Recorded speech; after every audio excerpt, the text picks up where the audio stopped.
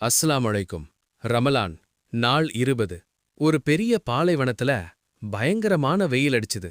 அங்கிருந்த ஒரு சின்ன செடி தண்ணி இல்லாம வாடி போயிருந்தது.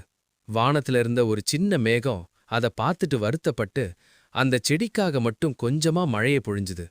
பக்கத்துல இருந்த மத்த பெரிய மேகங்கள் சிரிச்சுக்கிட்டே கேட்டுச்சு, இவ்வளவு பெரிய பாலைவனத்துல இந்த ஒரு சின்ன செடிக்கு மட்டும் மழை பெஞ்சு என்ன பயன்?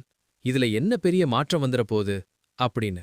அதுக்கு அந்த சின்ன மேகம் சொல்லுச்சு, இந்த முழு பாலைவனத்தையும் என்னால மாத்த முடியாதுதான். ஆனா அந்த ஒரு சின்ன செடிக்கு நான் தான் உலகம். என்னால முடிஞ்ச நன்மைய நான் செய்யறேன் அப்படின்னு. அந்த செடி உயிர் பிழைச்சு பின்னாடி ஒரு பெரிய மரமா வளர்ந்து பல வழிப்போக்கர்களுக்கு நிழல் கொடுத்துச்சு. நம்ம வாழ்க்கையிலயும் நான் செய்யற இந்த ஒரு சின்ன உதவி என்ன பெரிய மாற்றத்தை செஞ்சிட போது அப்படின்னு யோசிக்காதீங்க. நீங்க செய்யற ஒரு சின்ன புன்னகை அல்லது ஒரு வேளை உணவு ஒருத்தரோட வாழ்க்கையையே மாத்தலாம். திருக்குர்ஆன்ல அத்தியாயம் 9 வசனம் 7ல அல்லாஹ் சொல்றான், எவர் அணுவளவு நன்மை செய்திருந்தாரோ அவர் அதை காண்பார். இந்த ரமலான்ல சின்ன நன்மைகளை செய்ய தயங்காதீங்க. அது அல்லாவிடம் பெரிய மாற்றத்தை ஏற்படுத்தும்.